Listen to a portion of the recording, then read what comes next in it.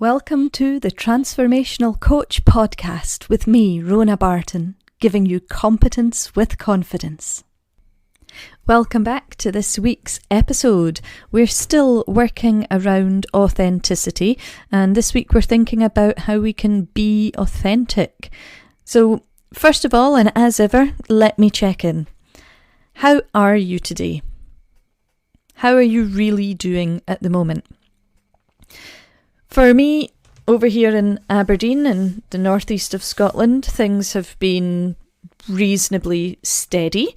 I'll be honest, over the weekend, and of course, depending when you listen to this, it could be a few weekends from now, things were a little bit up in the air. I was not overly confident in what was happening over my weekend. However, it has resolved itself, and I have to say it has left me with a feeling of contentment and happiness, knowing that some of the people I surround myself with are genuinely kind-hearted, good people. In the nicest possible way, they are kind-hearted and good. And I haven't even known them that long, but they still come to your rescue like knights in shining armour when you need it. So, other than that, I would say I'm doing not too badly. Lockdown measures are changing again here in Scotland, so potentially the whole country will be locked down again for a couple of weeks to help control the COVID-19 rising cases. That's going to be interesting for our economy once more, but also for, I think, the mental health of a lot of people that I've been discussing lockdown with. Some people are finding it really challenging. What about you? What are you finding challenging at the moment? Have a think about it. Can you reach out to anybody and, offer a listening ear? Do you need to reach out to somebody yourself? Please don't be alone during these times. All right. That's my taking care bit done. Let's look at this week's topic, this being authentic topic. Do you know what authenticity is? Do you know how to be your own authentic self? Without putting on, if you like, airs and graces around certain people, just knowing your own self and acting in a way that genuinely shows how you feel. It's easy, and it's certainly something I used to, and I guess occasionally now find myself doing. You put on, if you like, a different persona depending on the different people you meet, or, you perhaps seem more confident in some areas of your life than you are in others. It's what I like to think of as, your telephone voice.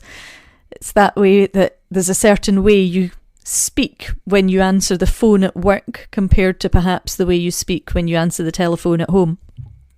So when you're being authentic, you are just being your own genuine self. You're working along your own sets of values. You're consistent in meeting those values. They don't change your behaviour from one conversation to the next. You are 100% you. So, when and with whom are you most at ease with yourself? And when and with whom are you at least at ease with yourself? What is it that stops you from being your own genuine self in those circumstances or with those people? And when you think about the people you surround yourself with, is there anybody you admire because they are authentic, because you see them being fully themselves? And what can you learn from that? What's the first change you would start to make if you were to fully engage and be yourself? These are some of the things that have been floating about my head recently, because I have been meeting a variety of different people, and I do have a subheading in my podcast of thoughts from my sofa, and when I am sitting, perhaps of an evening or in the car on the way back from having appropriately distanced and met with friends or family, some of these questions buzz about my head. So how do you engage your authentic self? Well, for me, it really means accepting who you are. Accepting that perhaps you're better at some things than you are at other things. To try and slow down how much you criticise yourself or how much you see yourself as less than other people or inferior to other people. To really take some time to focus on appreciating who you are as an individual and accept that we are all flawed. What are your flaws?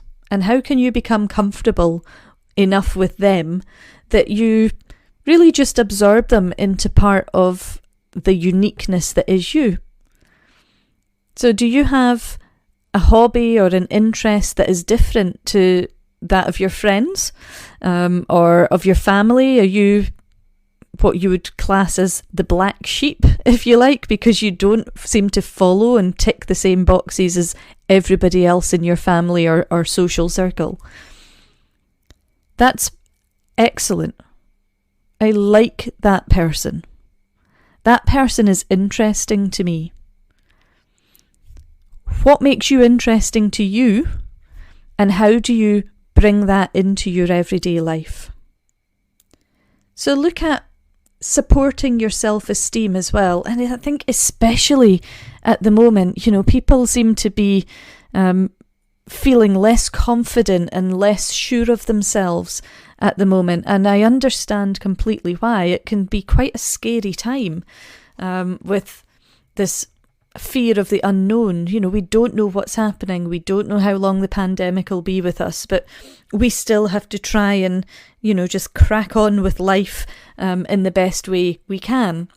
And every person out there, whether we know it or not, has thoughts and ideas and unique gifts and talents in ways that perhaps we don't understand.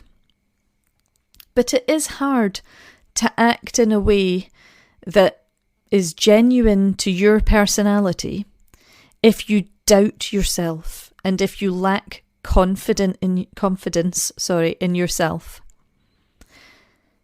And I do see often that people who lack self-esteem often try to act like people they perceive to be confident, or they act as if they're overly confident. And that can be quite a sign of inauthenticity. So to be truly authentic, you need to know who you are and you need to follow your own path. When you're pleasing other people, you're not being yourself. You're being what you think you should be instead of who you actually are. Perhaps it's because you have some sort of, emotional baggage, a term I don't particularly enjoy, but, there's something going on for you at the moment that you're struggling to get past. Why not try, talking to a friend, talking to a professional, and just trying to get to the bottom of that? Help boost your self-esteem and help yourself by acting on your own core values. When you're in touch with your own personal beliefs, whether that's religious beliefs, moral beliefs, or anything else, they come across and can be quite evident in the way you behave every day. Sometimes we can adopt, without realising it, our partners or parents or friends' beliefs when you're trying to figure out what's right for you. That's okay. Everybody does it. It's normal, it's natural. Eventually, you hit a point where you think it's not sitting right anymore. And that could be because your own values are coming up for you. So explore those a little bit more. Give yourself a chance to think about what and how you want to give back to the world. and use that as a bit of guidance as to where you want to spend your time and your energy. Don't forget to also look at personal growth for you. You know, it's great when you've got an interest, you've got a hobby, but, you know, how can you take that further? Do you want to take that further? What is involved in taking care of you to ensure that your time, your energy, your physical, emotional and mental self are all feeling productive, motivated and engaged? Look at behaving authentically as well. So be present in the circumstances that you find yourself. Listen to the people around you and interact in the moment. I do like to plan for the future. I do like to look at, what has happened in the past. But to be authentic, you need to be engaged with the present as well. Express your thoughts, express your feelings. You know, you don't have to be the yes person all the time. I've said before, no is a complete sentence, and it's a perfectly acceptable sentence, as is no thank you. Learn what works for you in expressing your thoughts and feelings and asking people for their thoughts and feelings, as well as asking people for help when you need it. I am the first to admit to my own stubbornness. And I know my parents would agree. Hey, you got to get it from somewhere, don't you? So asking for help can be a challenge for me. I like to do things myself. However, I am getting better. Not perfect. Remember, progress, not perfection. I'm getting better at asking for help when I need it. Recognising what I've tried and what might have worked or even worked a little bit, and what I've tried and didn't make the situation any better, so failed. And then I can ask for help. And I'm getting a lot better at finding out who the best people are to do that for me. If you treat other people with authenticity, you'll get the same back. So this, wearing a different personality or a different face, depending on the social circumstances, will only get you so far. Helping you to maintain long-term relationships, by building trust, respecting other people, your authenticity in these relationships will help make them last. They'll help you form and maintain friendships, as well as professional relationships, romantic relationships, because these are not built overnight. They take time, and being authentic and impeccable with your word and, always doing your best that works with your own values and your own circumstances is going to help you in the long term with all of these sorts of relationships. And one thing I will tell you is there will be occasions where you will be rejected. And I'm sorry to say, you're going to have to learn to be okay with being rejected. You're not the right fit for everybody. And I know that as a coach, I am not the right coach for everybody. There are only certain people I want to be working with as a coach. And whilst I may reject them as a client, it has also been the opposite way around, where they've rejected me as a coach. And yes, it can be a bump to your pride and a knock to your confidence, depending on, how invested you felt you were in that relationship. But at the same time, I'm very much aware that I am not everybody's cup of tea. And I'm okay with that. It took me a lot of years to get to that stage, to get to the point of being okay with not being the ideal fit for everybody. But now I embrace it. When I come across people that, the relationship isn't there, it's not gelling, there's something that doesn't feel right, there's only so much effort I am willing to make to sort of delve into that a little bit further and see, what am I missing? What could I do to help this relationship? And then I remember it's not always me that has to be the one to help the relationship. If they don't want me, fine. They're missing out on an excellent coach and a pretty awesome person. But that's fine. They'll move on and they'll find the next person in their life, and that space that they've left in mine opens up opportunity to other people. So being the person that you really want to be and being authentic about that is a great step forward.